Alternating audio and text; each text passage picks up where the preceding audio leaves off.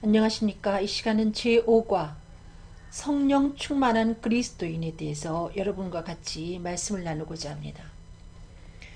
우리가 성령 받은 것을 무엇으로 알 수 있을까요? 로마서 8장 15절 너희는 다시 무서워하는 종의 영을 받지 아니하였고 양자의 영을 받았으므로 아바 아버지라 부르짖느니라. 우리가 마귀의 영을 받았으면 하나님이 무서워해야 되는데 마귀와 하나님과는 대적 사이거든요. 그런데 예수 그리스도 영을 받았기 때문에, 다시 말하면 성령을 받았으므로 하나님을 아바 아버지라 부르게 되는 것이죠. 이렇게 성령 받기 전에는 하나님 아버지라 이렇게 부르기도 어색했지만 성령을 받고 나니까 하나님이 내 친아버지로 느껴지기 때문에 나도 모르는 사이에 아버지하고 부르게 되는 것을 볼 수 있습니다. 여러분들이 방언을 하지 못하고 혹시 또 폭풍 같은 성령을 경험하지 못하셨어도 여러분 마음속에 하나님이 아버지로 느껴지고 믿어져서 하나님을 아버지라 부르고 계시다면 이미 성령을 받았다는 말씀입니다. 로마서 8장 16절 성령이 친히 우리 영으로 더불어 우리가 하나님의 자녀인 것을 증거하시나니, 여러분이 이렇게 친숙하게 하나님을 아빠 아버지라 부를 수 있다는 것은 성령님이 여러분 안에서 증거해 주시기 때문이라는 말씀입니다. 그러므로 성령 받은 것은 하나님이 내 아버지로 믿어지고 내 아버지라 고백이 되어지면 성령이 여러분 안에 이미 임했기 때문에 그렇게 된다는 말씀이죠. 2번으로 갑니다. 성령을 통하여 얻은 우리의 구원의 확신에 대한 성령을 통하여 얻은 우리의 구원에 대한 확신은 어떤 것인가? 여러분이 성령을 받으면 흔들리지 않는 이렇게 확실한 믿음이 되는데 구체적으로 어떤 것인가? 요한일서 4장 18절 사랑 안에 두려움이 없고 온전한 사랑이 두려움을 내어 쫓나니, 우리 인간 속에 그 원초적인 두려움이 있습니다. 그래서 연쇄살인범의 주인공들도 본인이 사형 날짜가 돼서 불러내면 안 죽으려고 온갖 몸부림을 치다가 이렇게 씩씩하지 못하게 죽는 이유는 누가 지옥이 있다 이렇게 이야기해 주지 않았어도 그들 속에 지옥 형벌에 대한 그 원초적인 두려움이 있기 때문에 죽는 것으로서 인생의 끝이 난다 이렇게 말은 해도 죽음 뒤편에 있는 저편에 있는 그 심판을 저들이 직감하기 때문에 그와 같이 된다는 것이죠. 그런데 온전한 사랑이 두려움을 내어 쫓는다. 온전한 사랑은 곧 하나님의 사랑입니다. 하나님의 사랑이 우리 속에 임할 때 우리 속에 있는 죽음에 대한 두려움, 심판에 대한 두려움이 사라지는데, 성령이 내 속에 임하면 하나님의 그 온전한 사랑이 내 속에 임했기 때문에 이와 같은 것에서 온전히 벗어나게 된다는 말씀입니다. 두려워하는 자는 사랑 아래에서 온전히 이루지 못하였느니라. 만약에 어떤 사람이 아직도 죽음에 대한 두려움, 지옥 형벌에 대한 두려움이 남아있다면 자신이 과연 성령을 받았는가 재점검할 필요가 있다는 거죠. 마태복음 16장 16절로 18절 시몬 베드로가 대답하여 가로되 주는 그리스도시요 살아계신 하나님의 아들이시니이다. 베드로가 이와 같은 고백을 하고 흔들립니다, 여러분. 그런데도 예수께서 대답하여 가라사대 바요나 시몬아 내가 복이 있도다. 이를 내게 알게 아니는 혈육이 아니요 하늘에 계신 내 아버지다. 내가 복이 있다 그러면서 또 내가 내게 이르노니 너는 베드로라. 내가 이 반석 위에 내 교회를 세우리니 음부의 권세가 이기지 못하리라. 내가 베드로인데 너는 이 반석 위에 교회를 세우게 되는데 음부의 권세, 죽음의 권세, 지옥의 권세가 너를 이기지 못할 것이다. 너를 흔들지 못할 것이다. 이와 같이 말씀하심에도 불구하고 베드로는 얼마 있다가 예수를 모른다고 부인하고 저주하죠. 이유는 그가 주는 그리스도시요 살아계신 하나님의 아들이라고 고백을 했지만은 예수님이 영광 받기 이전이었기 때문에 성령을 그가 받지 못한 것이죠. 성령을 받은 다음에 그 베드로가 변합니다. 사도행전 4장을 한번 찾아보시겠습니다. 사도행전 4장 20절, 17절로 20절 이것이 민간에 더 퍼지지 못하게 저희를 위협하여 이후로는 이 이름으로 아무 사람에게도 말하지 말게 하자 하고 그들을 불러 경계하여 도무지 예수 이름으로 말하지도 말고 가르치지도 말라. 네. 여기 보니까 베드로에게, 복음을 전하는 베드로에게 위협을 합니다. 저들이 예수 이름으로 사람에게 말하지 마라. 도무지 예수 이름으로는 말하지도 말고 가르치지도 말라. 이렇게 위협할 때 조그만 여자아이 앞에서 예수를 모른다고 부인하고 저주했던 베드로와 요한이 대답하여 가로되 하나님 앞에서 너희 말 듣는 것이 하나님 말씀 듣는 것보다 옳은가 판단하라. 이렇게 말하면서 우리는 보고 들은 것을 말하지 아니할 수 없다. 여러분, 성령은 여러분이 말씀을 통해서 배운 예수 그리스도에 대한 머리로 알던 지식을 여러분에게 성령을 통해서 보게 하고 듣게 해서 내가 눈으로 본 바요 들은 바요 만진 바라 하며 예수를 증거하게 해주는 영입니다. 여러분. 그 베드로가 성령을 받은 다음에 나는 보고 들은 것을 이야기하지 아니할 수 없다. 성령을 받으니까 비로소 주는 그리스도시요 살아계신 하나님의 아들이라는 그 믿음이 표면적인 믿음에서 이면적인 믿음으로 바꿔지는 것을 알 수 있습니다. 다시 말하면 흔들리지 않는 확실한 반석 같은 믿음으로 변한 것을 알 수 있습니다. 요한계시록 21장 8절 그러나 두려워하는 자들과 믿지 아니하는 자들과 흉악한 자들과 살인자들과 행음자들과 술객들과 우상 숭배자들과 모든 거짓말하는 자들은 불과 유황으로 타는 못에 참여하리니 이것이 둘째 사망이라. 예수를 믿지 않는 사람들 속에도 두려움이 있습니다. 그래서 그들이 죽을 위기를 당하면 심지어 중되는 분들도 아이쿠 하나님 한다고 하지 않아요? 배에서 풍랑을 만나니까 자신도 모르게 아이쿠 하나님 그렇게 하더라 말이죠. 저들이 믿지 아니할지라도 두려움 속에서 온갖 죄악을 범하는데 그런데도 저들 마음속에 두려움이 있다는 거죠. 믿지는 아니하면서. 그들을 위해서 기다리는 것이 불과 유황에 타는 못에 참여하는 것, 이걸 둘째 사망이라고 이야기합니다. 여러분. 지옥은 우리가 가보지 아니했지만 존재합니다. 제가 프랑스라는 나라가 존재한다는 걸 알지만 안 가봤어요. 안 가봤다 해서 프랑스는 이 땅에 존재하지 않는다. 제가 이렇게 부정을 한다고 해서 그 나라가 없어지는 거 아니죠. 지옥도 마찬가지예요. 없으면 좋겠지만 지옥은 존재하는 나라입니다. 존재하는 동네예요. 분명히 그 실체가 우리 앞에 언젠가 다가오게 될 것입니다. 예수를 그리스도로 믿지 않고 두려움 속에 온갖 죄악을 범하는 자들은 불과 유황에 타는 못에 참여한다. 구더기도 죽지 않고 영원히 꺼지지 않는 그 불못에서 영원토록 형벌을 받는다. 성경은 그렇게 말하고 있습니다. 예수 믿는 것은 선택사항이 아니고 필수입니다. 여러분. 주 예수를 믿으라 그랬지. 주 예수를 믿어도 되고 안 믿어도 되고 성경은 그렇게 말하지 않습니다. 이건 하나님의 명령입니다. 이유는 우리가 죄인이기 때문에. 이거는 선택의 여지가 없어요. 그냥 받아들여야 되는 거죠. 예수를 나의 왕으로.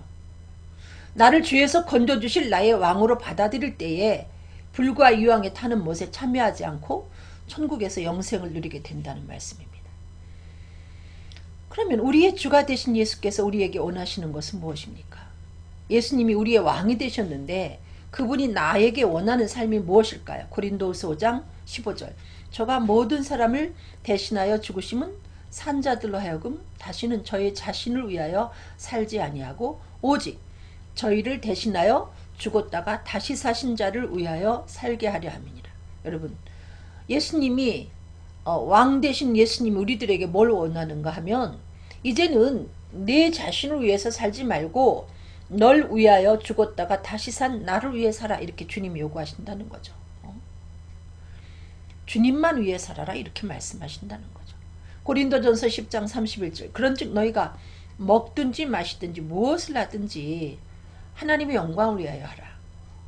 우리는 마귀의 종살이에서 예수님으로 말미암아 자유함을 얻었습니다. 해방이 됐습니다. 근데 주님은 우리에게 요구하십니다. 이제 먹는 것도 마시는 것도 내가 좋아하는 걸, 그러니까 주님이 좋아하는 걸 위해서 하라, 이렇게 말씀하세요. 우리가 주님의 종이 된 것이죠. 먹는 것도 내 맘대로 먹어서는 안 된다는 거죠. 주님이 기뻐하시고 동의하면 먹고 주님이 원치 아니하면 내가 좋아하는 것도 마시지 않아야 되고, 나는 하고 싶은데 주님이 원치 아니하면 안 해야 되고, 이게 바로 핏값으로 산 우리가 주의 종이 된 우리의 삶이라는 거죠. 요즘에 그 많은 사람들이 술을 즐겨 드시는데 주님이 원하시면 드세요. 여러분 안에 성령님이 술 먹어라 하면 술 드시고, 먹지 마라 하면 먹지 말고. 그 다음, 예수를 위하여 사는 삶이란 무엇일까요? 예수를 위해서 살으라고 주님이 말씀하시는데 과연 예수님을 위해서 사는 삶이 무엇일까? 요한복음 14장 21절입니다. 나의 계명을 가지고 지키는 자라야 나를 사랑하는 자니. 네, 정말로 상대를 사랑하면 그 사람의 말에 귀를 기울이게 돼 있고요. 그 사람의 말을 따르게 돼 있습니다. 여러분, 사랑하면 뭐 두부 먹고 싶다 그러면 어느새 두부를 가서 사오게 되고 이렇게 돼 있다는 거죠. 한마디로 주님을 위해서 사는 삶이란 주의 계명을 지켜 행하는 삶인데, 그러면 주님이 구원받은 우리들에게 주신 계명이 뭘까요? 우리는 구원받아서 이제 주님을 위해 살아야 되는데 내게 주신 계명이 무엇인가? 요한복음 13장 34절 새 계명을 너희에게 주노니 서로 사랑하라. 내가 너희를 사랑한 것 같이 너희도 서로 사랑하라. 예수님이 주신 새 계명이에요. 그리스도 안에서 새 사람 된 모든 사람에게 주신 계명입니다. 예수님이 우리를 사랑하신 것 같이. 그 기준이 너무 높아요. 주님은 우리가 죄인 되었을 때에 우리를 찾아와 사랑하셨습니다. 그러므로 이 새 계명은 한마디로 요약하면 원수까지 사랑하라. 이와 같은 정말 수준 높은 그와 같은 계명이라는 거죠. 그러면 우리가 한번 이 시간 옛 계명, 구약에 주신 그 계명을 잠깐 살펴보겠습니다. 마태복음 22장 37절 40절 예수께서 가라사대 내 마음을 다하고 목숨을 다하고 뜻을 다하여 주 너희 하나님을 사랑하라. 이것이 크고 첫째 되는 계명이니 둘째는 그와 같으니 내 이웃을 내 몸과 같이 사랑하라 하셨으니, 예. 수직관계에 있어서는 하나님을 사랑하되 내 마음과 목숨과 뜻, 다시 말하면 전인격을 다해서 하나님 사랑하라 이렇게 말씀하시고, 수평관계에 있어서는 내 이웃을 사랑하라 내 몸처럼 이렇게 말씀하고 계십니다. 그래서 여러분 옛 계명과 새 계명을 비교해 보면 차이가 있어요. 옛 계명에는 사랑하되 내 몸도 사랑하라 이거예요. 새 계명은 네 몸을 희생해서 사랑하라. 예수님이 그렇게 하셨잖아요. 신이심에도 불구하고 인간의 몸을 입고 이 땅에 오셔서 우리를 위해서 대신 십자가에서 저주스러운 죽임을 당하셨습니다. 그러므로 옛 계명과 새 계명의 차이는 엄청나죠. 어쨌든 주님이 주신 계명이 바로 이거예요. 사랑하라 이겁니다. 그러면 6번으로 가서 전인격을 다하여 주를 사랑하는 것과 주님처럼 사랑함이란 무엇을 의미하는 것일까요? 네. 그러면 옛 계명, 전인격을 다해서 하나님을 사랑하라는 그 옛 계명과 또 예수님이 우리를 사랑하신 것처럼 서로 사랑하라는 그 계명은, 계명을 지키는 것이 어떤 것인가 이 얘기예요. 요한일서 4장 21절 우리가 이 계명을 주께 받았나니 하나님을 사랑하는 자는 또한 그 형제를 사랑할지니라. 여러분 전인격을 다해서 하나님을 사랑하고 예수님이 우리를 사랑하신 것 같이 사랑하는 그 삶은 추상적인 게 아닙니다. 여러분 구체적으로 우리들에게 제시하고 있어요. 내가 정말 나를 사랑하느냐? 그러면 보이는 형제를 사랑하라 이렇게 말씀하고 계십니다. 아셨어요? 하나님은 이 수직관계가 잘 된 사람에게 수평적인 관계에서 사랑할 걸 말씀하고 계신다는 거죠. 하나님이 나한테만 사랑해, 나한테만 사랑줘 이러시는 것이 아니라 내가 정말 나를 사랑한다면 보이는 형제를 사랑하라 이렇게 말씀하신다니까요. 마태복음 25장 34절로 40절 잘 들으셔야 됩니다. 그때 임금이 오른편에 있는 자들에게 이르시되 내 아버지께 복받을 자들이여 나와 창세로부터 너희를 위하여 예비된 나라를 상속하라. 하나님이 그 예비된 나라, 그게 새 예루살렘이라고도 하고 새하늘과 새 땅, 천국을 말합니다. 천국 오는 하나님의 백성들에게 예수님이 말씀하시는 거예요. 칭찬합니다. 내가 줄일 때 너희가 먹을 것을 주었고 목마를 때 마시게 하였고 나그네 되었을 때 영접하였고 벗었을 때 옷을 입혔고 병들었을 때 돌아보았고 옥에 갇혔을 때 와서 보았느니라. 이 소리를 하는 거예요. 그랬더니 이에 의인들이 대답하여 가로되 주여 우리가 어느 때 주의 줄이신 것을 보고 공개하였나이까? 이랬을 거예요. 아니 예수님, 우리는 이 세상에서 예수님을 만난 적이 없는데 무슨 말씀이에요? 이랬겠죠. 어? 또 언제 목마르신 주님을 내가 마시겠으며, 어? 언제 또 예수님이 나그네 되셔서 우리 집을 찾아왔으며, 언제 또 벗었는데 내가 예수님을 옷 입힌 적이 있죠?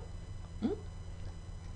예수님이 언제 또 병들어서 계셨고 언제 옥에 갇히셨어요? 나는 주님을 세상에서 만난 적이 없는데 이게 무슨 말씀입니까? 그랬더니 예수님이 가라사대 내가 진실로 너희에게 이르노니 너희가 여기 내 형제 중에 지극히 작은 자 하나에게 한 것이 곧 내게 한 것이다. 여러분이 정말 예수님을 사랑한다면 이 지상 위에 존재하는 지극히 작은 자, 말하자면 그 실세가 아니고 소외된 계층을 여러분이 돌아봐야 된다는 거예요. 누가 예수인가? 응? 배고프고 목마르고 나그네 돼서 유리하며 옷 벗고 헐벗고, 응? 병들고 옥에 갇히고 이런 소외된 사람, 누구도 돌아보지 않는 이 지극히 작은 자가 바로 예수님이라는 겁니다. 여러분, 전인격을 다해서 주님을 사랑하는 삶은 바로 전인격을 다해서 이들을 돌아보는 것이고, 예수님이 우리를 사랑하신 것처럼 사랑하는 그 삶은 바로 이와 같은 지극히 작은 자를 돌아보는 사랑이라는 것이죠. 지극히 작은 자가 예수님이에요. 아셨습니까? 이미 잘 먹고 잘 입고 잘 사는 사람한테 여러분 자꾸 퍼다 주지 마세요. 그런 부유한 사람한테 갖다 주는 것은 여러분 썩어서 버리게 돼 있습니다. 썩혀 버리게 돼 있어요. 그리고 주님은 그것을 여러분에게 천국 오실 때 여러분에게 칭찬하시지 않습니다. 지극히 작은 자들을 돌아보는 것을 주님은 기억했다가 여러분에게 이와 같이 상을 베푸신다는 거죠. 내가 정말 지상에 있을 때 나를 사랑했지? 이렇게 말씀하시는 겁니다. 지극히 작은 자를 돌아볼 때. 마태복음 5장 우리 한번 43절로 48절 보시겠습니다. 또 내 이웃을 사랑하고 내 원수를 사랑하라 하였다는 것을 너희가 들었으니, 이거는 구약입니다. 여러분. 나는 너희에게 이르노니 너희 원수를 사랑하며 너희를 핍박하는 자를 위하여 기도하라. 여러분, 예수님이 우리들에게 말씀하시는 것은 원수를 사랑하라. 그리고 너를 핍박하는 자를 위하여 기도하라. 뭐 둘 다 원수예요. 핍박하는 자가 원수죠. 그래서 여러분, 그 우리를 핍박하고 우리를 대적하는 그 원수를 사랑하는 사랑의 출발은 기도입니다. 여러분, 기도하면 하나님이 보여줘요. 그 사람을 정말 여러분이 사랑하기 위해서 기도하면 하나님이 그 사람의 그 표면만 여러분이 보셨지만 그 사람의 이면을 우리에게 보여줘요. 너 이런데도 사랑하지 않을 수 있니? 보고 나면 너무 불쌍하죠. 내가 왜 미워했던 거 하고 여러분이 정말 사랑하게 된다는 거죠.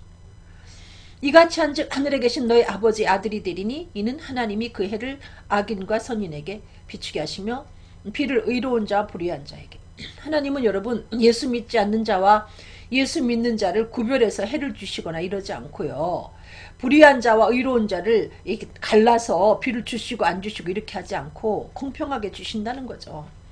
그리스도인들의 사랑은 공평해야 되는 것이고요. 선물도 나를 좋아하는 사람만 선물하면 그게 무슨 이방인이나 다를 게 뭐 있습니까, 여러분? 선물할 때도 나를 좋아하는 자도 하고 나를 싫어하는 자도 하고, 이게 바로 너희 하나님 여기 보면 마지막에 그러므로 하늘에 계신 너희 아버지 온전하신 것 같이 너희도 온전하라. 이게 바로 온전한 그리스도인의 삶입니다. 여러분, 차별하지 않고 나를 싫다고 하는 좌파한테도 여러분이 사랑을 보내고 나를 싫어하는 우파한테도 여러분이 뭘 좀 주고 이렇게 해야 여러분이 그리스도인이라는 거죠. 이렇게 선 갈라가지고 나는 그럴 수 없어. 그 사람의 의견이 맞으면 한번 좀 갈채도 보내주고 격려도 해주고, 여러분 그렇게 해야 된다는 겁니다. 그게 그리스도인의 온전하신 하나님의 자녀로서의 삶이라는 거죠. 그리고 예수님이 뭐라고 말씀하는가? 너희에게 무난하는 자에게만 무난하면 이방인들보다 나은 게 뭐 있느냐? 응? 너를 사랑하는 사람만 사랑하면 세리보다 나은 게 뭐 있느냐, 여러분? 우리가 좀 나아야 되지 않겠습니까? 남다른 사랑을 할 수 있어야 되고, 남다른 교제를 할 수 있어야 되는 거죠. 줄 딱 꺼놓고, 여기 건너오지 마. 우리 앞마당 밟지 말고 학교가 이렇게 해서는 안 된다는 거죠. 유치하죠. 초등학교 때 하는 짓 아닙니까, 여러분? 아이들이 다투고 나면, 너 우리 마당 밟지 마? 그래서 나는 그 집에 앞마당에 가서 바깥마당에 가서 놀 수 없고, 걔는 우리 앞마당을 지날 수가 없기 때문에 학교 다닐 때 이렇게 빙 돌아서 가게 돼 있어요. 이거 유치하지 않아요? 이렇게 너무 편갈라가지고 여러분 무조건적으로 반대하고 그렇게 해서는 안 된다는 거죠. 7번으로 갑니다. 예수님처럼 이웃을 사랑하며 살려면 어떻게 해야 할까요? 예, 우리가 이제 형제 사랑에서 이웃 사랑으로 한번 돌아보는 것이죠. 예수님은 네 형제만 사랑하라 하지 않고 네 이웃을 사랑하라 그렇게 말씀하고 계십니다. 아직 예수 그리스도를 영접하지 못해서 하나님과 화해치 못한 그 이웃을 돌아볼 걸 말씀하시는데 어떻게 해야 할까요?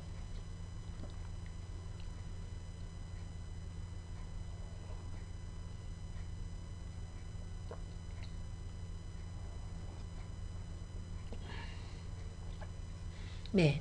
고린도후서 5장 18절 모든 것이 하나님께로 났나니 저가 그리스도로 말미암아 우리를 자기와 화목하게 하시고 또 우리에게 화목하게 하는 직책을 주셨으니 하나님이 예수를 통해서 하나님과 우리와 이렇게 화해를 시켜 주셨잖아요. 화목하게 해 주신 다음에 이제 우리에게 예수님은 승천하셨죠. 우리에게 그 화목하게 하는 직책을 예수님을 대신해서 하게 하셨다는 거죠. 그게 무엇인가? 복음을 전하는 거예요. 믿지 않은 사람들에게 예수는 하나님의 아들 그리스도다 하고 전파하는 겁니다. 그러므로 이 전도의 사명은 복음 전하는 사명은 예수를 믿어서 구원받은 모두에게 주어진 것이지 어떤 일정한 사람에게만 국한된 것이 아니라는 거죠. 히브리서 12장 14절 모든 사람으로 더불어 화평함과 거룩함을 좇으라. 이것이 없이는 아무도 주를 보지 못하리라. 여러분이 화평케 하는 복음을 전하는 자로서 여러분 중요한 게 있습니다. 화평케 하는 복음을 전하면서 여러분이 그리스도 안에서 형제끼리 이렇게 불화해서는 안 된다는 거죠. 또 자꾸 누구하고 원수를 맺어서는 안 된다는 거죠. 원수 맺고 있으면 얼른 가서 풀어야 우리가 이 화해의 복음을 연주할 때 역사가 나타나는 거예요. 이 사람 저 사람하고 불화해 있으면서 내가 이 화해의 복음을 전파한다는 것은 아무런 감동을 주지 못하는 울리는 꽹과리 소리와 같이 그들에게 소음으로 들린다는 것입니다. 그리고 복음 전하는 자가 우선 해야 될 것이 바로 거룩한 삶입니다. 주님 닮은 삶이죠. 이 땅 위에 있는 모든 인간을 예수 그리스도 안에서 내 부모로 내 형제로 내 자매로 보고 거룩함으로 대해야 된다는 겁니다. 1절 깨끗함으로 대할 때에 우리가 전파하는 복음이 될 수 있는 거죠.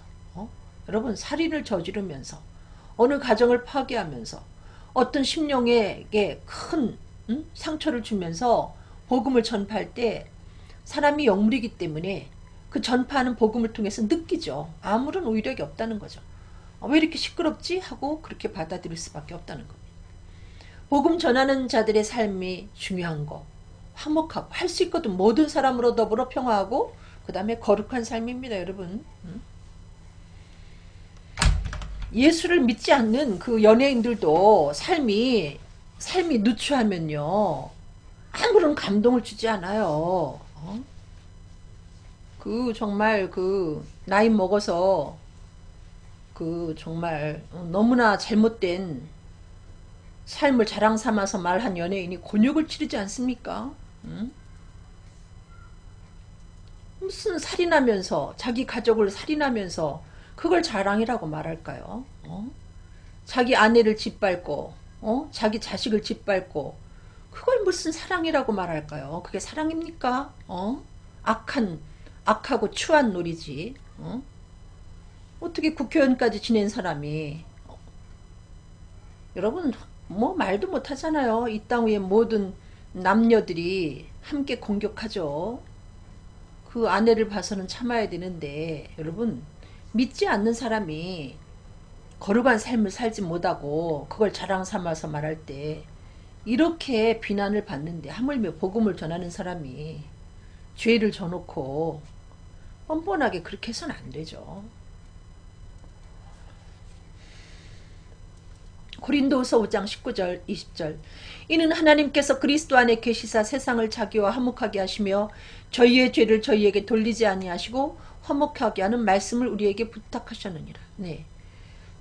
모든 죄는 예수님이 십자가에서 해결해 주셨어요. 그래서 예수 그리스도를 왕으로 모시기만 하면 하나님과 화해할 수 있게 되었습니다, 여러분. 그래서 우리는 복음을 전하는 거예요. 이러므로 우리가 그리스도를 대신하여 사신이 되어 우리는 예수를 대신한 하나님의 대사입니다, 여러분. 그래서 너희를 권면하신 것 같이 그리스도를 대신하여 간구하노니 너희는 하나님과 화목하라. 이렇게 하나님 앞에 예수를 대신한 대사로서 우리의 삶이 얼마나 중요하겠습니까? 미국에 나가 있는 박근혜 대통령이 보낸 대사가 엉뚱한 짓을 하면 여러분 정말 국격을 손상시키고 추락시키고 되겠어요? 더더구나 복음 전하는 자가 예수를 대신한 하나님의 대사인데 함부로 살아서 되겠습니까? 살인에 가까운 짓을 하면서 말도 안 되죠. 합리화시켜가면서 그렇게 죄를 지면서 여러분이 강당에서 복음을 전파할 때 그 복음이 힘이 있는 줄 아십니까? 여러분 졸려서 설교를 들을 수가 없어요. 그런 사람이 말씀을 전파할 때는 졸음이 와가지고 그 설교가 들려오질 않습니다, 여러분. 그만큼 복음 전하는 자들의 삶은 중요한 건데 무슨 유행 따르는 것처럼 여러분 죄 짓지 마십시오. 복음 전하는 자가 무슨 얘기입니까? 세상이 그렇다고 해서 이 세대를 본받지 말라고 성경은 말합니다, 여러분. 그 세상에 그 강한 물결에 떠내려가면 복음 전할 수 없는 겁니다. 우리는 역류해야 되는 거예요. 산란하기 위해서 그 강을 거스려 올라가는 연어처럼 이 세대를 본받지 말고 성령 충만해서 역류해서 올라갈 때 복음으로 생명을 낳고 낙화하는 역사가 이루어지는 것이지, 세상 것 다 따라하고 즐기면서 온갖 죄악을 저지르면서 여러분 복음이 될 수가 없어요. 가수들이 노래 하나를 제대로 불러서 많은 사람들의 영혼을 쓰다듬는 그런 노래를 하려면 얼마나 그 삶이 아픔을 많이 겪으며 깨끗해야 되는 줄 아십니까, 여러분?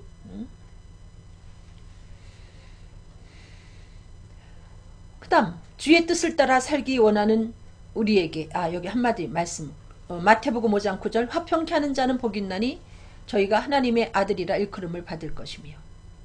여러분 이 화해의 복음을 전하는 자들의 삶은 하나님 자녀다운 삶입니다. 내가 하나님의 자녀가 되었으면 복음을 전파해야 돼요. 그 다음에 주의 뜻을 따라 살기 원하는 우리에게 주님이 무엇을 원하십니까? 주님 뜻대로 살고 싶죠. 여러분과 제가 부족해도. 근데 이게 내 마음대로 안 된다는 겁니다. 주님이 뭘 요구하시는가? 에베소서 5장 18절 술 취하지 말라. 이는 방탕한 것이니 오직 성령의 충만을 받으라. 네. 왜 하필이면 술 취하지 말라고 했을까요? 또 성령 받은 자들을 향해서 믿지 않은 사람들이 새술에 취했다 이렇게 말하기도 합니다. 여러분 술 힘을 빌어가지고 평소에 하고 싶었던 이야기를 하는 사람들도 있잖아요. 용기를 내서. 주님처럼 이웃을 사랑하라고 했고 주님처럼 모든 일을 사랑하라고 했고 또 모든 사람에게 복음을 전파하라고 주님이 말씀하셨지만 우리가 그 계명을 지켜 행하는 것이 맨정신으로는 힘들다는 거죠. 어떻게 원수를 사랑해요? 원수는 죽이고 싶은데 나를 싫어하는 그 사람을 내가 어떻게 사랑합니까? 이게 맨정신으로는 안 돼요. 새술인 성령에 취할 때 비로소 가능합니다, 여러분. 그리고 낯도 모르는 사람한테 어떻게 우리가 예수를 그리스도라 증거합니까? 성령 충만하지 않으면 할 수가 없어요. 제가 이렇게 이 방송에 나와가지고 복음을 전하면서 저한테 욕하는 분들도 계신데 욕먹어가면서 어떻게 복음을 전할 수 있습니까, 여러분? 성령님이 나를 붙잡아 주시지 않으면 철수하게 돼 있습니다. 요한일서 4장 7절로 8절 사랑하는 자들아 우리가 서로 사랑하자. 사랑은 하나님께 속한 것이니 사랑하는 자마다 하나님께로서 나서 하나님을 알고 사랑하지 아니하는 자는 하나님을 알지 못하나니 이는 하나님은 사랑이십니다. 본래 인간에겐 사랑이 없어요. 사랑하는 감정이 없습니다. 사랑은 하나님께 속한 것이고 하나님의 전유물입니다. 그래서 우리가 성령을 통해서 그걸 가지고 올 때 비로소 하나님 사랑을 가지고 사랑을 할 수가 있어요. 인간에게는 그냥 좋아하는 감정, 또 욕정 이런 것이지 거룩한 하나님의 사랑이 우리 속에는 없어요. 이것은 사랑은 하나님께 속한 것입니다. 성령 충만할 때 성령 안에서 그 사랑이 내게 떠밀려 와서 나는 그 사랑을 공급할 수 있는 것이죠. 사랑하며 살고자 하는 우리들에게 그래서 예수님이 성령 충만을 받으라 말씀하신 것이죠. 또 사도행전 1장 8절 오직 성령이 너희에게 임하시면 너희가 권능을 받고 예루살렘과 온 유대와 사마리아와 땅끝까지 이르러 내 증인 되리라. 여러분 땅끝까지 여러분 주변 사람들에게 복음 전하기도 힘든데 더더구나 낯선 그 세계에 나가서 세계 오지에 가서 복음 전한다는 게 얼마나 힘들어요. 성령 충만하면 가능하다는 거죠. 내 마음속에 넘치는 확신이 성령으로 인해서 있었는데도 성령 충만하지 아니하면 목까지는 복음이 올라오는데 밖으로 나오질 않아요. 성령 충만해야 다시 성령의 다이너마이트를 맞은 것처럼 다시 뿜어져 나오죠, 복음이. 그래서 온 유대와 사마리아와 땅끝까지 이르러 복음을 전파하게 되는 거죠. 성령은 권능의 영입니다. 복음을 전할 수 있는 에너지를 공급하는 영이에요. 그래서 성령 충만은 받아야 되는 거죠. 여러분이 현재 복음을 전파하지 못하고 계시다면 죄송하지만 성령 충만하지 않은 겁니다, 여러분. 복음은 뭐냐? 예수는 하나님 아들 그리스도다 이거예요. 이거는 꼭 강대상 위에서만 전파할 수 있는 것이 아니라 어디서든지 언제든지 전파할 수 있는 것입니다, 여러분. 여러분 가까운 예루살렘부터 유대와 사마리아와 땅끝까지 꼭 선교사로 가려고 하지 말고 여러분 주변에 있는 사람들에게 복음을 전파하는 것입니다. 가족에게 복음 전파하기가 힘들죠. 편지로 하세요, 편지로. 그 다음에 성령 충만한 그리스도인이 되기 위하여 우리는 어떻게 하여야 할까요? 예, 성령 충만한 그리스도인이 되고 싶어요. 어떻게 해야 될까요? 누가복음 11장 13절 너희가 악할지라도 좋은 것을 자식에게 줄 줄 알거든 하물며 너희 천부께서 구하는 자에게 성령을 주시지 않겠느냐 하시니. 네. 우리가 이렇게 해서 성령을 받았어요. 하나님 천부께서 분명히 성령 주실 것이야 믿고 우리가 성령을 받았습니다. 근데 성령을 한번 받았다고 해서 우리가 구원에는 관계가 없지만 우리의 삶 속에 승리하는 삶을 살 수 있는가? 아닙니다. 정말 우리가 주님의 뜻대로 사랑하며 복음을 전파하는 삶을 살려면 성령 충만해야 돼요. 다시 말하면 계속해서 성령을 받아야 된다는 거죠. 근데 우리 하나님은 여러분에게 성령을 무한 리필 주신다는 거죠. 계속해서 채워주신다는 거예요. 아셨어요? 요한일서 1장 9절입니다. 만일 우리가 우리 죄를 자백하면 저는 밉보시고 의로우사 우리 죄를 사하시고 모든 불의에서 우리를 깨끗하게 하실 것이요. 우리가 죄악 가운데 있을 때는 죄를 현재 진행형으로 짓고 있다면 그리고 자백하지 아니했다면 여러분 성령님이 여러분 속에서 기뻐하실 수가 없어요. 그러니까 여러분 성령 충만을 여러분이 사모하시려면 기본적으로 자백하지 않은 죄가 있으면 죄를 자백해야 돼요. 그리고 죄 짓는 생활을 청산해야 됩니다. 하나님은 죄악을 기뻐하는 신이 아니시기 때문에. 누가복음 11장 5절로 10절 이것은 여러분 성령 충만함이 왜 필요한가를 얘기하는 거예요. 성령 세례 받으면 우리가 마음으로 예수를 그리스도로 믿고 주로 고백해서 구원을 받죠. 그 뒤로는 성령을 안 받아도 여러분이 한번 받으면 그 성령이 떠나는 게 아니기 때문에 구원에 지장이 없습니다. 근데 주님은 이제 너 위해 살지 말고 날 위해 살아. 예수님이 그러셨거든요. 주님을 위해서 사는 삶이 곧 계명을 지키는 삶인데 그 계명이 사랑하라는 계명입니다. 형제끼리도 사랑하고 원수 같은 형제도 사랑하고 또 이웃에게 복음을 전파하며 그들까지 사랑하길 주님은 원하신다는 거죠. 그래서 여러분 성령 충만함이라는 것은 나 자신을 위해서 필요한 게 아니라 하나님을 예수 그리스도를 위한 삶을 위해서 필요한 거죠. 사랑하며 복음을 전파하기 위해서는 이 성령 충만함이 꼭 필요하다는 겁니다. 그러므로 주님은 성령 충만함을 구하는 우리들에게 주시길 기뻐하시죠. 이유는 젖 먹자고 구하는 게 아니기 때문에. 우리가 가끔 그 어버이날 맞았는데 애들이 응? 엄마 큰일 났어. 나 돈이 없어. 그러면 어떡합니까? 왜? 그러면 어버이날이 다가오는데. 그럼 부모가 돈을 주면서 선물 사오라고 하잖아요. 기쁘죠. 그것 갖고 고민하는 자식을 볼 때.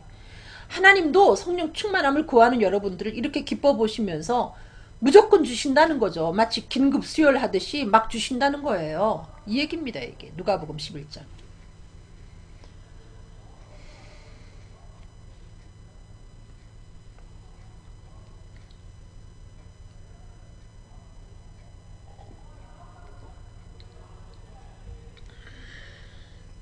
누가복음 11장 제가 중간중간 여러분에게 읽으면서 설명해 드리겠습니다.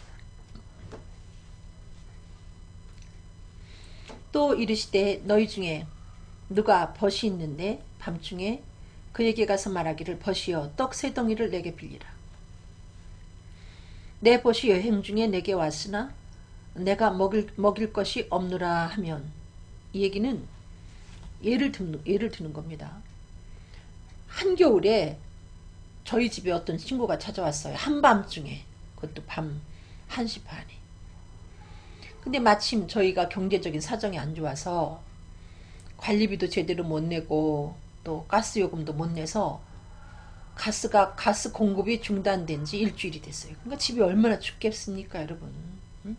그리고 또 쌀까지 떨어져 가지고 그날 저녁은 겨우겨우 우리가 밥을 해 먹었는데 집안에 먹을 게 하나도 없는데 밤 1시 반에 여행 중에 굶주린 친구가 우리 집에 찾아온 거죠. 우리 집에 온기라고는 하나도 없고, 이대로 자면 우리는 저녁에 밥을 먹었기 때문에 그 에너지로 버티지만 이 친구는 정말 일주일 동안 굶고 너무나 추위에 떨다 왔기 때문에 이렇게 추운 집에다 재웠다간 혹시나 응? 동사하지 아니할까 이런 염려까지 생길 만큼 긴급한 상황이라는 거죠. 그래서 제가 할 수 없이 가까이 있는 제 친구 집을 2시에 찾아가는 거예요. 그래서 가서 말하기를 나한테 떡 3덩이 달라. 이 얘기는 야 니네 집에 있는 국하고 밥 다 내놔 이 소리예요. 응? 내 친구가 여행 중에 왔는데 먹일 것이 없고 죽게 생겼어 이 얘기예요. 저가 안에서 대답하여 이르되 나를 괴롭게 하지 말라. 문이 이미 닫혔고 아이들이 나와 함께 침수에 누웠으니 침수에 누웠으니 일어나 내게 줄 수 없노라 하겠느냐 이거죠. 그 친구가 야 우리 남편도 그렇고 애들도 다 누웠어. 야 2시에 웬일이야. 나 미안하지만 못 줘 이렇게 하겠느냐 이거죠. 내가 너희에게 말하노니 비록 벗됨을 인하여서는 일어나 주지 아니할지라도 그 강청함을 인하여 소용대로 주리라. 만약에 그 친구가 응? 정말 친구지만 너무하다. 뭔 2시에 와 하면서 친구로 봐서는 안 줄 수 있지만 제 이야기 내용을 듣고 보니까 안 주면 잠을 못 자겠는 거죠. 제가 뭐 잠을 재우겠습니까? 그 아파트 현관문을 발로 찰 거예요. 그냥 자면 뭐 제가 그러겠죠. 야 네가 사람이냐? 응? 네가 친구야? 막 이러겠죠 뭐. 그 강청함을 생각해서라도 강청할 걸 생각해서라도 얼른 내놓을 것이다 이거예요. 성령 충만함이라는 게 이겁니다 여러분. 지금 생명의 떡을 먹지 못해서 죽어가는 사람이 있고 사랑의 물에 목말라 죽어가는 사람이 있는데 내가 내 친구 되시는 예수님께 구하는 거예요. 나한테 성령 충만함 주십시오. 내게 그 사랑 좀 주십시오. 내게 그 능력 좀 주십시오. 그 생명의 떡을 주시고 그 사랑의 물을 주십시오 하고 구하는데 하나님이 왜 안 주시겠느냐 이 얘기입니다 여러분. 내가 또 너희에게 이르노니 구하라 그러면 너희에게 주실 것이요 찾으라 그러면 찾을 것이요 문을 두드려라 그러면 너희에게 열릴 것이니. 여러분 성령 충만함이라는 것은 구한 다음에 하나님이 나에게 주셨는가 다시 한번 확인해야 돼요. 여러분 어떻게 긴급해가지고 여러분이 문자를 보냈으면 회답이 왔는가 하고 확인하지 않습니까? 근데 회답이 없으면 다시 하죠. 다시 두드리죠. 성령 충만함은 그렇게 구하는 것이죠. 마치 내놓으라고 여러분 큰소리 치듯이 구해도 주님은 그거에 대해서 기뻐하십니다. 왜? 주님이 기뻐하시는 것을 위해서 여러분이 구하기 때문에. 성령 충만함은 주님의 뜻입니다 여러분. 여러분이 성령 충만함을 원하는 것보다 주님이 여러분에게 성령 충만함 주시길 더 기뻐하신다는 거죠. 그렇기 때문에 주님은 아주 기뻐하시며 쏟아부어 주십니다. 그러므로 구하라 그리하면 구하라 그리하면 찾을 것이요 찾으라 뭐라 그랬어요. 찾으라 그러면 찾을 것이요. 다시 그러면 구하라 그리하면 너희에게 주실 것이요 찾으라 그러면 너희가 찾을 것이요 문을 두드리라 그러면 너희에게 열릴 것이니 구하는 이마다 받을 것이요 찾는 이가 찾을 것이요 두드리는 이에게 열릴 것이니라. 구해서 안 되면 찾고도 안 되면 막 문을 두드리라는 거예요. 빨리 내놓으세요 하고. 주님이 반드시 주시죠. 가끔 그 뉴스 보다 보면 뭐 혈액형 뭐 RH 뭐 마이너스 뭐 이런 얘기 나오잖아요. 그럼 사람들이 막 정말 자기 일처럼 그렇게 움직여서 헌혈하고 하지 않습니까? 그만큼 긴박한 거죠. 지금도 정말 예수를 알지 못하고 죽어가는 사람이 얼마나 많고 사랑 때문에 목숨을 끊고 포기하는 사람들이 얼마나 많습니까? 그 다음에 성령 충만하면 어떻게 받는가? 사도행전 10장 44절 베드로가 이 말할 때에 성령이 말씀 듣는 모든 사람에게 내려오시니. 성령님이 좋아하는 게 있어요. 바로 말씀을 좋아합니다. 또 거듭나는 것도 여러분 에베소서 1장 13절에 보면 그 안에서 너희도 진리의 말씀 곧 너희의 구원의 복음을 듣고 그 안에서 또한 믿어 약속의 성령으로 인치심을 받았으니. 네. 우리가 말씀을 듣고 예수께서 하나님 아들 그리스도인 것을 알고 믿게 됐죠. 성령님이 오셔서 도장을 꽝 찍어줘서 표면적으로 알던 예수를 이면적으로 알게 해주십니다. 머리로 알고 있는 예수에 대한 지식을 가슴으로 아는 지식으로 바꿔주십니다. 이렇게 성령님은 말씀과 더불어 역사하시는 분이에요. 여러분이 은혜 받고 싶으면 기도하고 말씀 보고 기도하고 말씀 보고 이 두 가지를 병행해서 균형 있게 잘 하실 때 은혜가 충만할 수 있다는 것입니다. 요한복음 14장 17절 저희는 진리의 영이라 저는 진리의 영이라 성령에 대한 말씀이거든요. 성령을 진리의 영이다 이렇게 표현하고요. 그 다음에 에베소서 6장 17절 구원의 뜻과 성령의 검 곧 하나님의 말씀을 가시라. 하나님의 말씀을 성령의 검이라고 말하고 성령을 진리의 영이라고 말해요. 이게 말씀과 성령은 불가분의 관계에 있습니다, 여러분. 그리고 히브리서 10장에 보면은 은혜의 성령이라고 표기가 되어 있습니다. 성령을 은혜의 성령. 그 다음에 사도행전 20장 30절에 보면 은혜의 말씀, 별명도 똑같아요. 은혜 충만은 뭐냐? 말씀 충만이에요. 아셨습니까? 성령 충만은 말씀 충만이고 그것이 곧 은혜 충만이라는 것이죠. 베드로가 말씀을 전할 때 성령이 말씀을 타고 내렸습니다. 우리가 비가 올 때 이렇게 운전하고 가다가 길바닥에 그 미꾸라지들이 많이 떨어져 있는 걸 보고 저도 항상 그럴 때마다 어떤 사람이 양동이에다가 아마 밀가루가 아니고 오늘 혀가 자꾸 꼬이네요. 미꾸라지를 싣고 가다가 엎었나 보다 이렇게 생각했어요. 근데 비 오는 날마다 그렇게 미꾸라지가 땅 위에 올라와 있어요. 나중에 알고 보니까 미꾸라지가 그 소낙비를 타고 올라오다가 떨어진 거예요. 마치 연어가 그 폭포를 타고 올라가듯이. 이렇게 미꾸라지가 물을 좋아하듯이 성령님이 말씀을 좋아하신다는 거죠. 그래서 말씀을 많이 읽으면 놀라운 역사가 있습니다. 한번 요한복음 14장 26절 보겠습니다. 보혜사 곧 아버지께서 내 이름으로 보내실 성령 그가 너희에게 모든 것을 가르치시고 내가 너희에게 말한 모든 것을 생각나게 하시리라. 이 성령님이 오시면 예수 그리스도에 관한 모든 것을 완전하게 가르쳐 주시고 그 다음에 그 말씀을 읽으면 말씀을 여러분이 읽으면서 깨닫지 않습니까? 그러면 자동으로 저장이 되는 거예요. 여러분의 그 저장고에 자동으로 저장이 되고 성령님이 복음 전할 때 필요할 때 출력을 해내십니다, 여러분. 그래서 여러분이 정말 힘있게 복음을 전파하시길 원하시면 말씀을 많이 보셔야 돼요.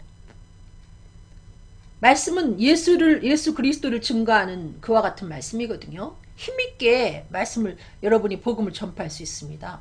말씀을 많이 읽으면. 제가 그래서 이 말씀을 장작에 비유합니다. 성령을 불에 비유한다면 여러분 솔가지 정도 이렇게 놓고 불을 붙이면 조금 호루락 타오르고 끝나요. 거기다 장작을 올려놓을 때 밤새 계속해서 타오르게 되어 있습니다. 말씀은 장작과 같습니다. 장작과 같은 말씀 여러분 안에 충만할 때 성령의 불은 계속적으로 타오르게 되어 있다는 거죠. 이 말씀이 부족하면 새벽에 기도에 가가지고 좀 은혜 충만한 것 같다가 뭐 아침 9시도 안 돼서 은혜를 다 쏟아버리게 돼 있어요. 그 불이 다 꺼져버리게 돼 있습니다. 여러분 말씀을 가까이 하시기 바랍니다.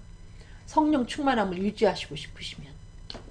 그 다음에 사도행전 10장 38절 하나님이 나사렛 예수에게 성령과 능력을 기름부터 다셨음에 저가 두루다니시며 착한 일을 행하시고, 착한 일을 복음 전파하는 일을 하셨죠.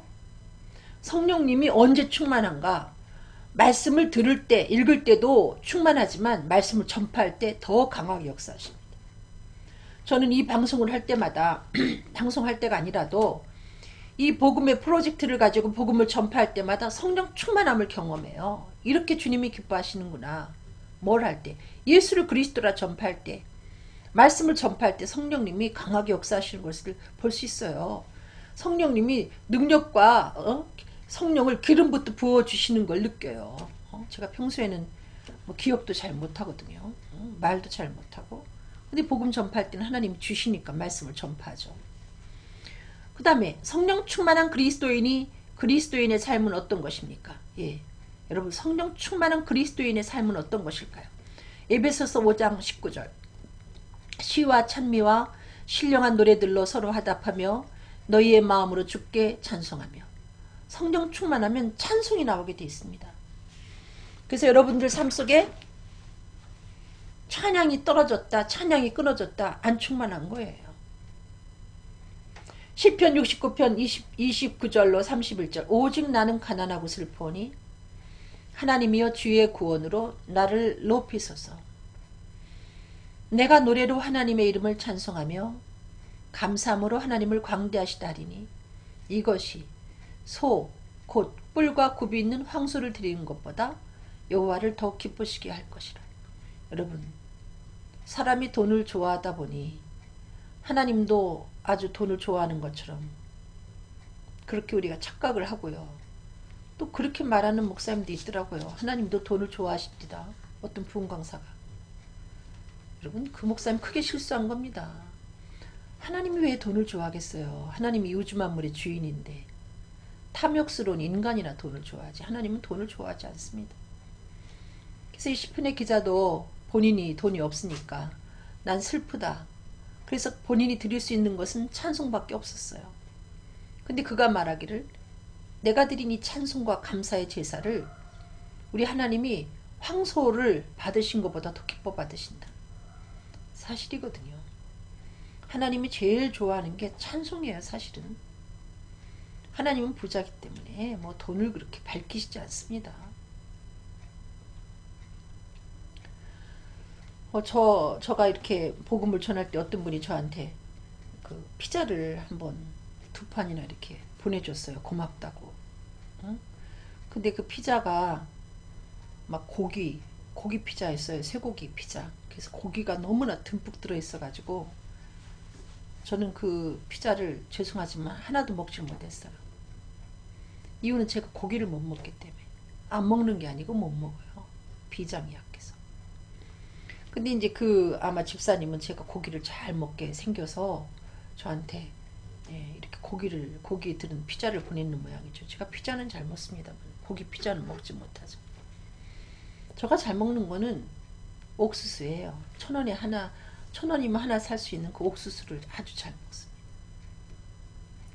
그랬더니 어떤 분이 또 옥수수를 저한테 한 바구리를 한번 보내줘가지고 제가 그걸 맛있게 삶아서 먹고 배탈 날 만큼 먹고 이런 격이 있는데 하나님은 의외로 여러분이 생각하는 것처럼 헌금을 좋아하는 하나님이 아니라는 거죠. 그렇다고 11조 하지 마라 이 얘기가 아니라 하나님이 좋아하시는 건 찬양이라는 거죠.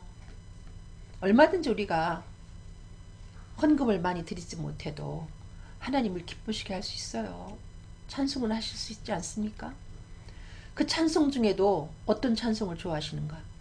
하나님 최고예요 하고 앞에서 올려드리는 그 찬송도 기뻐하시지만 믿지 않은 사람들 앞에 우리 하나님 최고야 할 때 주님이 더 기뻐하신다는 거죠. 다시 말하면 복음을 기뻐하신다는 거죠. 복음 전파하는 거. 예수는 하나님의 아들 그리스도다. 하나님의 아들 주시기까지 여러분을 사랑합니다 하고 믿지 않은 사람 가운데 여러분이 하나님을 높이고 자랑할 때 하나님이 그 찬양을 가장 기뻐하신다는 것입니다. 사도행전 16장 25절로 32절 보겠습니다. 밤중쯤 되어 바울과 실라가 기도하고 하나님을 찬미하며 죄수들이 듣더라. 이 상황이 어떤 상황인가 하면 바울과 실라가 복음을 전하다가 복음 전한다는 이유로 지금 붙잡혀서 두들겨 맞고 지금 투옥이 된 상태입니다. 너무나 많이 매를 맞았는데 한밤중 되니 얼마나 아프겠습니까? 근데 한밤중에 이들이 뭘 하는가? 하나님 앞에 원망하고 불평하지 아니하고 주님께 기도하고 찬송을 하기 시작합니다. 찬송을 할 때 그 찬송이 너무나 찬송을 크게 해서 죄수들까지 다 들었어요. 어떤 일이 일어나는가? 이에 호련히 큰 지진이 나서 옥토가 움직이고 이렇게 바울과 실라는 지금 매여있는 상태인데 갑자기 그 옥토가 움직이더니 옥문이 열리고 사람들의 매인 것이 다 벗어졌어요. 간수가 자다가 깨어 옥문들이 열린 것을 보고 죄수들이 도망간 줄로 생각하고 검을 빼서 자결하려고 하니까 바울이 크게 소리 지르되 내 몸을 상하지 말고 죽지 마라. 우리가 다 여기 있다. 저는 여기서 너무나 감동을 받습니다. 간수가 누구인가? 간수는 바울과 실라를 옥에서 나가지 못하도록 지키는 바울과 실라에게는 원수 같은 존재죠. 근데 그 원수가 죽으려고 자기네들은 지금 바울과 실라는 매인 것이 풀려서 도망가려고 생각하고 있고 간수는 도망간 줄 알고 이렇게 자결하려고 할 때 이 바울과 실라가 그 원수를 사랑하지 않습니까, 여러분? 아, 쟤 죽으면 내가 도망갈 수 있어 하고 지켜보지 않아요. 그 원수의 생명을 구해줍니다. 그럴 때 그 간수가 거기에서 또 하나님 사랑을 느낍니다. 아, 정말 하나님은 살아계시고 예수가 정말 그리스도인가 보다. 응? 나는 헛소문인 줄 알았더니 정말 예수가 부활하신 그리스도인가 보다. 그래서 간수가 등불을 달라고 하며 뛰어들어가 무서워 떨며 바울과 실라 앞에 부복합니다. 이거는 하나님 앞에 굴복하는 거죠. 저희를 데리고 나가 가로되 선생들아 내가 어떻게 하여야 구원을 얻으리까. 거기서 하나님 살아계신 걸 느끼는 거죠. 이 간수가. 그러니까 사도 바울이 가로되 주 예수를 믿으라. 그리하면 너와 내 집이 구원을 얻을 것이라. 여러분 그 한밤중에 두들겨 맞고 아무런 소망이 없을 때 바울과 실라가 찬송을 드렸더니 하나님이 그 찬송을 황소를 몇 마리 드린 것보다 더 기뻐 받으시고 감동을 하셔서 옥토를 흔들고 옥문을 열고 매인 것을 풀어서 바울과 실라만 구원받게 하시는 것이 아니라 이들도 구원하면서 죄와 허물로 죽은 간수와 간수의 가족을 구원하는 것을 볼 수 있습니다. 여러분. 찬송은 이와 같은 기적을 가져다 줘요. 나도 기가 막힐 웅덩이에서 건져서 광활한 곳에 세우시고 내가 그럼에도 불구하고 찬송을 드릴 때에 나를 통해서 생명의 복음을 전파하게 하시는 그와 같은 놀라운 역사를 이루십니다. 하나님께서 여러분에게 여러 가지 고난이 오는데 이 고난이 올 때 우리가 주의할 것은 고난 중에도 하나님은 여러분이 과연 그 중에도 찬양을 하는가 지켜봅니다. 다시 말하면 그 한밤중을 만난 것 같은 그 말할 수 없는 고난 중에 과연 복음 전파하는 일을 계속하고 있는가. 이것을 지켜보고 계세요. 우리가 그럼에도 불구하고 복음을 전파할 때 여러분 옥토가 흔들리면서 옥문이 열리고 매인 것이 풀리는 그와 같은 놀라운 역사가 있습니다. 낙심하지 마십시오. 현재 죽지 않고 살아있으면 여러분 복음 전할 수 있는 여건입니다. 아무 것이 없어도. 여러분이 말할 수 있지 않습니까? 그럴 때 기적을 경험하게 되는 것이죠. 그 다음에 성령 충만한 삶은 어떻게 나타나는가? 에베소서 5장 20절 범사에 우리 주 예수 그리스도의 이름으로 항상 아버지 하나님께 감사하며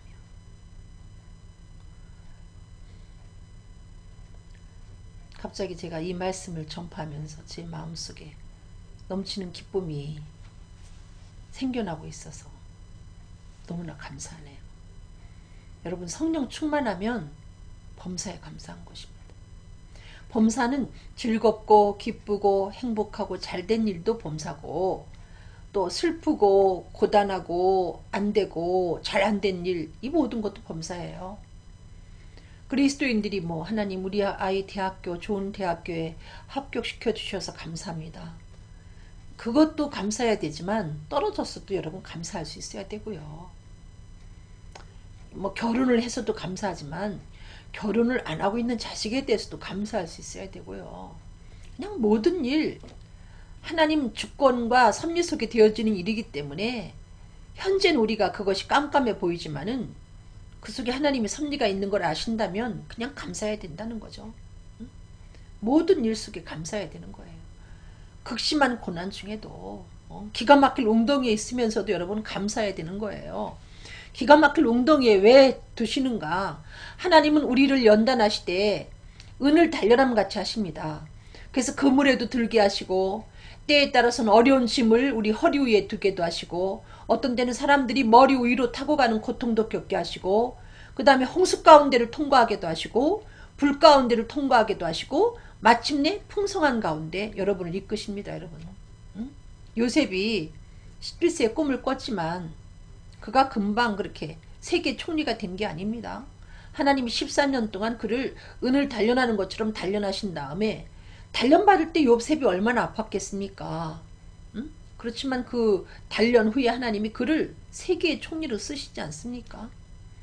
기가 막힐 웅덩이에 있다는 것은 하나님이 우리를 더 귀한 영적인 총리로 쓰시기 위한 과정이기 때문에 여러분이 믿고 찬양하며 감사해야 된다는 거죠. 시편 50편 22절 하나님을 잊어버린 너희여 이제 이를 생각하라. 그렇지 않으면 내가 너희를 찢으리니 건질 자 없으리라. 하나님이 괘씸히 여기는 건 여러분이 감사를 잊어버릴 때, 배은망덕할 때예요. 여러분, 사람이 어떻게 사람에게 은혜를 입힙니까? 그러므로 배은망덕하다는 그 표현은 사실은 사람이 사람을 향해 쓸 수 있는 용어가 아니라고 저는 생각해요. 하나님이나 우리에 대해서 쓸 수 있는 용어라고 생각합니다. 하나님이 우리를 아들을 주어서 우리를 구원해냈어요. 근데 인간들이 요것저것 가지고 불평합니다. 감사하지 않습니다. 그럴 때 하나님이 배은망덕하다. 내가 너를 찢어버리고 싶다 이러는 거죠. 감사로 제사를 드리는 자가 나를 영화롭게 하나니. 어떨 때? 범사에 안 됐을 때도 감사하고 그 행위를 옳게 하는 자에게 내가 하나님의 구원을 보이리라. 누구처럼 감사할 때? 바울과 실라처럼 한밤중에 복음 전하다가 두들겨 맞고 감옥에 있음에도 불구하고 감사할 때 그게 바로 옳은 감사예요. 그럴 때 하나님이 하나님의 구원을 보이지 않습니까, 여러분? 잘 될 때 감사는 누가 못합니까? 안 믿는 사람들도 하잖아요. 성숙한 그리스도인은 잘 안 되고 있을 때 기가 막힐 웅덩이에 빠져서 주님께 찬양하고 감사할 수 있어야 되는 거죠. 하박국 3장 17절 19절 비록 무화과 나무가 무성치 못하며 포도나무에 열매가 없으며 감람나무에 소출이 없으며 밭에 식물이 없으며 우리의 양이 없으며 외양간에 소가 없을지라도 없는 게 너무 많죠. 아무것도 없다는 얘기예요. 나는 여호와를 인하여 즐거워하며 나의 구원의 하나님을 인하여 기뻐하리. 하나님은 계시잖아요. 다 없어도. 어떤 분이 이 성 중에 하나님이 계시다. 우리가 살고 있는 이 성이라는 동네에 하나님이 계셔요. 내가 혼자 아닙니다. 여러분, 물질적으로 아무것이 없고 아무것이 없어도 여러분 하나님은 계시잖아요. 그분이 나를 또 천국 가기로, 천국에 데려가기로 약속하셨잖아요. 나는 또 구원받지 않았습니까? 이 우주 만물을 창조하신 하나님, 내 아버지가 나와 함께 계시는데 여러분 그 하나님을 바라보고 가만히 계세요. 가만히 계시면서 하나님을 찬송하고 하나님을 기뻐하시면 하나님이 여러분을 통해서 하나님이 여러분에게 구원을 보여주십니다. 여호와를 기뻐하라는 거죠. 여러분을 구원하신 하나님을 기뻐하라는 거죠. 하나님으로 인해 즐거워하라는 거죠. 그게 바로 범사의 감사입니다, 여러분. 그럴 때 하나님이 구원을 베푸십니다. 그 뒤에 나오는 말씀이 참 너무나 멋있어요. 주 여호와는 나의 힘이시라 나의 발을 사슴발 같게 하사. 그러니까 그리스도인들이 죽을 것 같지만 죽지 않아요. 여러분이 그 벼랑 끝에 서 있습니까? 벼랑 끝에? 가파른 벼랑 끝에? 또 벼랑 끝에서 그 가파른 벼랑으로 떨어졌습니까? 그래도 여러분의 발을 하나님은 사슴발 같게 하셨다. 사슴이 여러분 가만히 보시면 그 동물들 세계를 보여줄 때 가파른 벼랑으로 걔는 뛰어다녀요. 하필이면 가파른 경사가 가파른 벼랑으로 뛰어다니는데 굴러 떨어지지 않아요. 그 밑으로는 뭐 천길랑 떨어진데 안 떨어져요. 사슴 발밑에 하나님이 특별한 걸 부착해 놨다는 거죠. 응? 체조 선수보다 더 착지를 잘할 수 있는 그 무엇을 부착해 놨습니다. 우리의 발로 하나님의 백성된 우리의 발로 사슴발 같게 하셨다는데 여러분 망하지 않아요. 망하는 것 같은 지경에 가죠. 왜 그 지경에 두시는가? 하나님으로 하나님 되게 하시려고. 하나님이 우리를 끌어냈다 이렇게 간증하게 하시려고 기가 막힐 웅덩이 가운데 기가 막힐 골짜기도 하나님이 경험하게 하지만 결국은 우리의 발을 사슴발 같게 하셔서 다시 우리를 높은 곳에 다니게 하신다는 거죠. 이건 제가 꾸며낸 말씀이 아닙니다. 성경에 있는 말씀을 여러분에게 들려드리고 있습니다. 그러므로 빌립보서 4장 6절로 7절 아무것도 염려하지 말고 오직 모든 일에 기도와 간구로 너희 구할 것을 감사함으로 하나님께 아뢰라. 염려하지 말고 여러분 염려한다고 키 한 자 더 할 수 있습니까? 뭐 머리가 새었다고 해서 염려한다고 흰머리가 까맣게 됩니까? 우리는 아무것도 할 수 없어요. 염려가 될 때마다 그 염려되는 문제를 기도로 바꾸라는 거죠. 어떤 기도로? 감사하는 기도로. 과거에 기가 막힐 웅덩이에서 나를 건져주신 주님 감사합니다. 또 무엇을 먹을까? 무엇을 마실까? 염려하지 말라고 말씀하신 주님, 이 모든 것이 우리들에게 있어야 할 것을 아신다고 말씀하신 주님, 주님의 나라와 그 일을 먼저 구하라고 말씀하신 하나님 감사합니다. 나로 하여금 주님의 나라와 그 일을 구할 수 있도록 인도하여 주시니 감사합니다. 공중에 나는 새를 먹이시고 들의 백합화를 입히시는 주님, 나를 먹이고 입히실 줄로 믿고 감사합니다 하면서 감사함으로 아뢰라. 그리하면 모든 지각에 뛰어나신 하나님, 모든 것을 다 하시는 하나님이 우리 가운데 그리스도 안에서 평강으로 채워주신다는 거죠. 여러분 기도하다가 여러분 마음에 평안함이 오면 그거는 여러분 끝난 거예요. 이 얘기는 하나님이 내가 접수했다 이런 사인입니다. 한나가 기도하고 나서 얼굴에 수색이 없듯이 맡겼으면 여러분 수색 없이 그냥 내일을 하는 겁니다. 감사하는 기도로 바꿔놓으시면 모든 지각에 뛰어나신 하나님이 접수하시고 그 다음에 일을 행하신다는 거죠. 걱정하지 마세요. 오늘 살아있으면 분명히 내일도 살게 돼 있고요. 여러분 굶어 죽지 않습니다. 빚이 많아도 스스로 목숨을 끊지 마십시오. 결국은 하나님을 믿고 여러분이 찬양하고 감사하면 하나님이 여러분을 높은 곳에 사슴발 같게 만들어주신 하나님이 여러분을 다시 높은 곳에 다니게 하신다 약속하셨습니다. 어려울 때 찬송하시고 감사하시길 바랍니다. 그 다음에 마지막으로 성령 충만한 삶은 어떻게 나타나는가?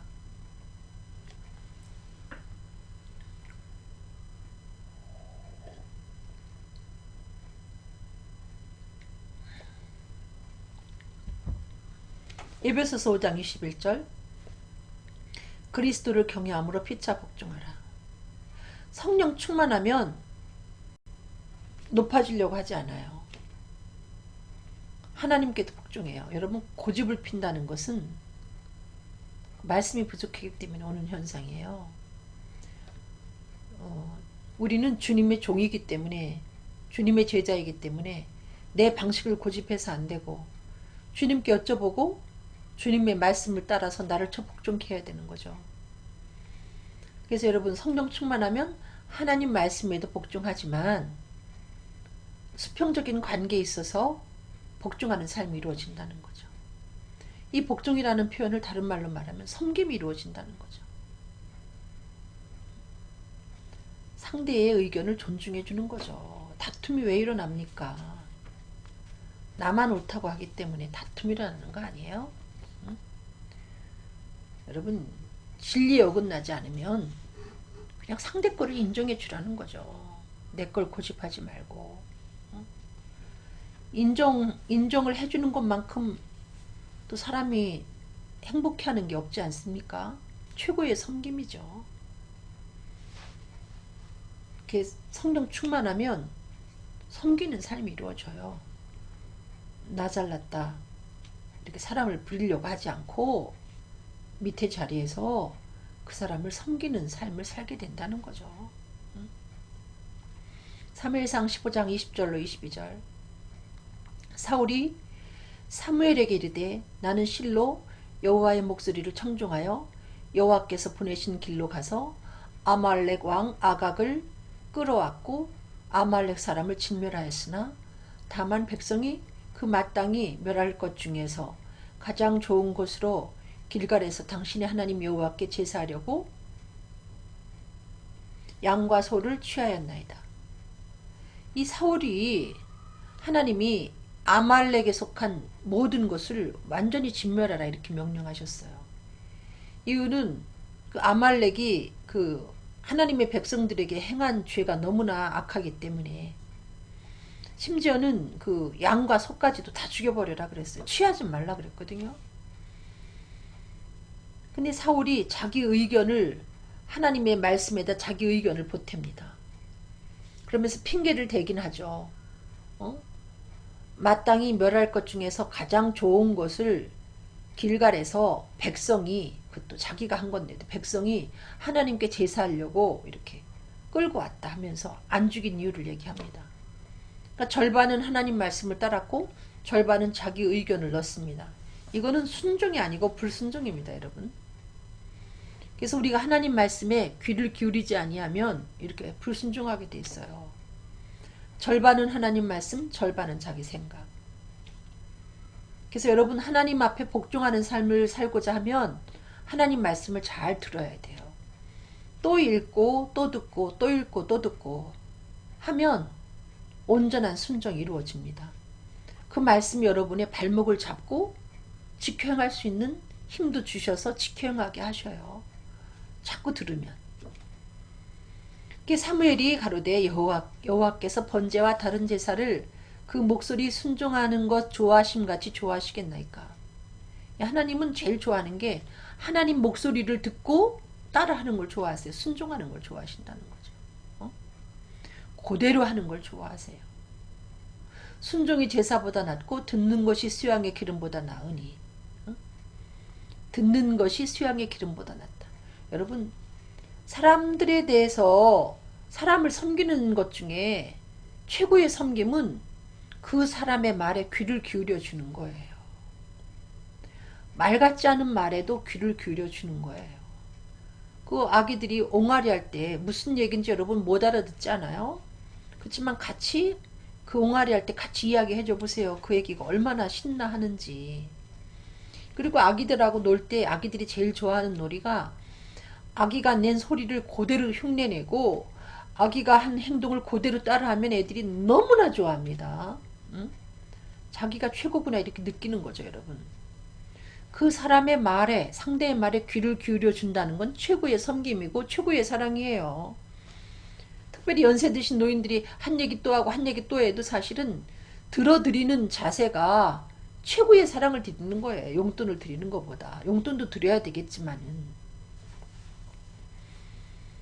근데 이 사람들은 자기 말을 그냥 자기가 많이 말을 하려고 하죠. 그런 사람들이 싫어하죠. 친구가 없어요. 자기 의견을 관철하려고 하고 자기 말만 많이 하고 남의 말에 귀를 기울이지 않는 사람들이 좋아하지 않아요.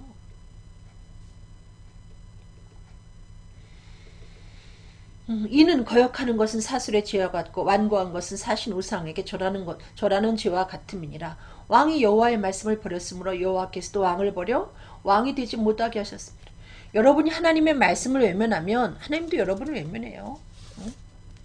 아니 하나님이 대장인데 여러분은 기도한다고 다 하나님 앞에 이야기하면서 하나님의 말씀은 하나님이 말씀하실 때 귀를 닫고 여러분 그런 기도를 성경에서 가증한 기도라고 말하는데 가증한 사람은 하나님도 싫어합니다. 하나님 이것 주세요 저것 주세요 하면서 자기 이야기는 잔뜩 해놓고 하나님이 회답하려고 하는데 귀를 딱 막아버리고 하나님의 말씀을 이렇게 버리면 하나님도 여러분을 버려요. 지옥 가게 한다는 게 아니라 여러분을 귀하게 쓰시지 않습니다. 아셨어요? 하나님 말에 하나님 말씀에 청종하는 사람을 하나님이 귀하게 쓰신다는 거예요. 하나님 말씀 여러분 속에 없으면 대화할 때 뭐 자기 의견만 얘기해요. 근데 하나님 말씀 여러분 속에 있으면 하나님 말씀을 끌어올리기 때문에 상대 속에도 그 말씀이 있고 상대 속에 그리스도 영이 있기 때문에 공감대가 형성이 돼서 아름다운 대접이 되고 아름다운 대화가 오고 가게 돼 있어요. 누구하고나. 근데 말씀이 없으니까 지 얘기만 하게 돼 있어요. 재미없죠. 짜증나죠. 들으면. 여러분 말씀을 가까이 하시기 바랍니다. 사람들하고 좋은 친구가 되고 싶으시면 하나님 말씀을 가까이 하세요. 빌립보서 2장 8절로 10절 사람의 모양으로 나타나셨음에 자기를 낮추시고 죽기까지 복종하셨으니 곧 십자가에 죽으십니다. 예수님은 섬김의 본을 보이셨어요.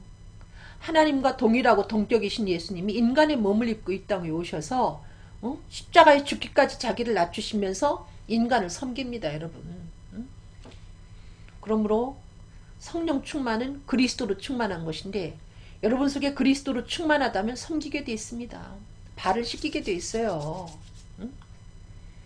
내 발 씻어줘가 아니고 발을 씻기게 돼 있어요. 허리에 수건을 두르고 대야에 물을 떠서 이렇게 발을 씻기게 돼 있어요. 일본 순사에게 자꾸 하죠. 뭐 일본 순사가 여러분에게 완장 채워줬습니까? 군림하면서 큰소리 치고 부리려고 하지 마시고 섬기세요. 발을 씻어주세요. 시어머니가 며느리 발을 씻어주고 며느리는 시어머니 발을 씻어드리고 뭐 시어머니가 무슨 뭐 독한 재판장입니까? 왜 이렇게 며느리를 괴롭히죠? 시어머니들이 그거 잘못된 겁니다. 여러분. 내 딸이 귀하면 남의 집 딸도 귀하지. 왜 이렇게 어머니들이 시어머니들이 그렇게 며느리라고 그러면 무슨 적으로 생각합니까? 내 사랑하는 아들의 사랑하는 여인이에요. 이 그리스도인들까지도 왜 그러는지 몰라 정말. 그러니까 며느리들이 시어머니를 싫어하죠. 그렇게 독하게 일본 순사가 채워준 완장창고처럼 그렇게 횡포를 부리니까 며느리들이 뭐 정말 시금치도 안 먹는다고 하잖아요. 왜 그렇게 그 불쌍한 딸들을 여러분이 여자의 그 길을 걸어봐서 여자의 길이 얼마나 고달프고 아픈지 아시면서 감싸주지. 내 사랑하는 아들의 사랑하는 여인인데 여러분 적이 아닙니다. 여러분 그거는 내 자식이에요. 내 또 다른 법적인 자식입니다. 섬기세요. 발을 씻어주세요. 그러면 그 며느리가 여러분에게 간까지 빼주려고 할 겁니다. 여러분. 사랑은 오고 가는 것이거든요. 이러므로 하나님이 그를 지극히 높여 모든 이름 위에 뛰어난 이름을 주사 하늘에 있는 자들과 땅에 있는 자들과 땅 아래에 있는 자들로 모든 무릎을 예수의 이름에 꿇게 하시고 섬기면 낮아지는 게 아니라 높아진다니까요. 여러분이 높아지고 싶으면 섬기세요. 밑에서 명령하지 말고 밑에서 발을 씻어주시고 여러분의 의견만 고집하지 마시고 사도행전 7장 54절로 60절 저희가 이 말을 듣고 마음에 찔려 저를 향하여 이를 갈거늘 여러분 스데반이 은혜로운 복음을 전파했지만 결과는 이렇게 이를 갈며 덤벼드는 사람이었습니다. 이 복음이 아름답게 성령 충만해서 연주가 되더라도 결과가 이럴 수 있다는 거죠. 여러분 거기에 낙심해서는 안 돼요. 성경적인 현상입니다. 여러분 내가 복음을 전파하는데 오히려 덤벼들고 안 받아들이는 것 같고 할 때 여러분 낙심하지 마세요. 스데반이 성령이 충만하여 하늘을 우러러 주목하며 하나님의 영광과 및 예수께서 하나님 우편에 서신 것을 보고 여러분 성령 충만하면 예수만 보입니다. 여러분 그래서 찔리면 예수 얘기만 하게 돼 있어요. 여러분이 정말 성령 충만하십니까? 그러면 여러분이 말씀을 전파할 때 예수 얘기로 일관하게 돼 있습니다. 성령이 안 충만하면 예수를 빼놓게 돼 있어요. 중요한 사실입니다. 예수를 빼놓으면 그 설교는 생명력이 없는 설교예요. 예수 속에 생명이 있기 때문에 우편에 서신 것을 보고 말하되 보라 하늘이 열리고 인자가 하나님 우편에 서신 것을 보노라 한데 증거했어요. 보고 가만히 있던 것이 아니라 예수를 증거하지 않습니까? 성령 충만하니까 예수가 보이고 예수를 증거합니다. 예수가 하나님 아들 그리스도이심을 증거하죠. 예수가 하나님 우편에 계시다는 것은 예수가 그리스도라는 얘기입니다. 이렇게 전파하니까 저희가 큰 소리를 지르며 귀를 막고 일심으로 그에게 달려들어. 은혜가 역사하는 곳에 마귀도 역사하거든요. 비리에서 역사하거든요. 그러므로 여러분 은혜스러울 때 오히려 마귀도 비리에서 역사할 수 있으므로 그 상황을 가지고 낙심하지 마시고 그게 다가 아니에요. 그 중에 이렇게 일심으로 그에게 달려들어서 성 밖에 내치고 돌로 칠세 증인들이 옷을 벗어 사울이라는 청년 발 앞에 놔요. 사울은 누구냐? 거기서 이렇게 응원하는 사람입니다. 잘한다 하면서. 이 결과가 다가 아니잖아요. 그 사울의 마음에 그 바위덩이와 같은 사울의 마음에 금이 쩍 가버립니다. 스데반이 순교하면서 전파한 복음을 통해서. 그래서 기독교 역사에 이 사울이 바울되는 역사는 놀라운 역사입니다. 여러분. 그 같은 역사가 스데반이 성령 충만해서 죽어가면서 전파한 복음을 통해서 나타난다는 거죠. 여러분. 이를 갈며 덤벼드는 사람이 결과의 전부가 아니라는 거죠. 아셨어요? 낙심하지 마시고 복음은 여러분이 전파할 때 마귀는 절망하도록 자꾸 좌절하도록 여러 가지로 여러분에게 보여주고 들려줍니다.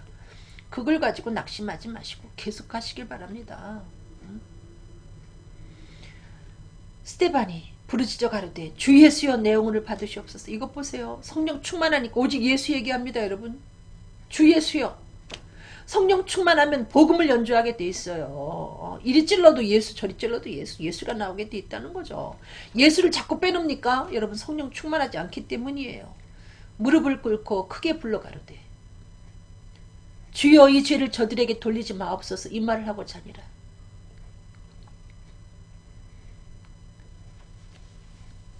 성령 충만하면 여러분 원수를 용서할 수가 있어요. 원수를 사랑할 수가 있고요. 성령 충만한 사람은 축복합니다. 저주하지 않습니다. 여러분. 말씀을 전파하는 그 목사님들이 혹시 교인들을 저주합니까? 공갈 협박하십니까? 잘못된 겁니다. 스데반은 자기에게 돌을 들어서 치는 그 사람들을 행여 저들이 지옥 갈까봐 그걸 걱정하고 저들의 죄를 저들에게 돌리지 마옵소서 염려하고 운명합니다. 이게 바로 성령 충만입니다. 여러분. 죽어가면서도 섬기는 겁니다. 성령 충만은. 예수님이 그러하신 것처럼 스데반이 죽어가면서 섬겨서 사울의 심령을 그 사랑으로 적셔버려요. 며칠 후에 사울이 성령 세례 받고 대사도 바울로 변하지 않습니까? 기도하시겠습니다. 사랑이 많으신 하나님, 성령 충만한 삶이 무엇인가 다시 한번 돌아볼 수 있도록 도와주신 아버지 감사합니다. 우리가 성령 충만하여 복음을 전파해도 결과는 이를 갈며 덤벼드는 물일 수도 있습니다. 그러나 그것이 전부가 아니라는 것을 이 말씀을 통해서 우리들에게 알려주신 아버지, 그 가운데 응원하던 사울이 바울되는 놀라운 역사가 있었다는 것을 다시 한번 기억합니다. 우리도 스데반처럼 성령 충만해서 예수님이 그러하신 것처럼 죽어가면서도 사람을 섬길 수 있도록 도와주시어서 그 섬김을 통해서 구원의 놀라운 역사가 많이 나타날 수 있도록 인도하여 주시옵소서. 감사하며 예수 그리스도 이름으로 기도드렸습니다. 아멘. 감사합니다. 여러분. 사랑합니다.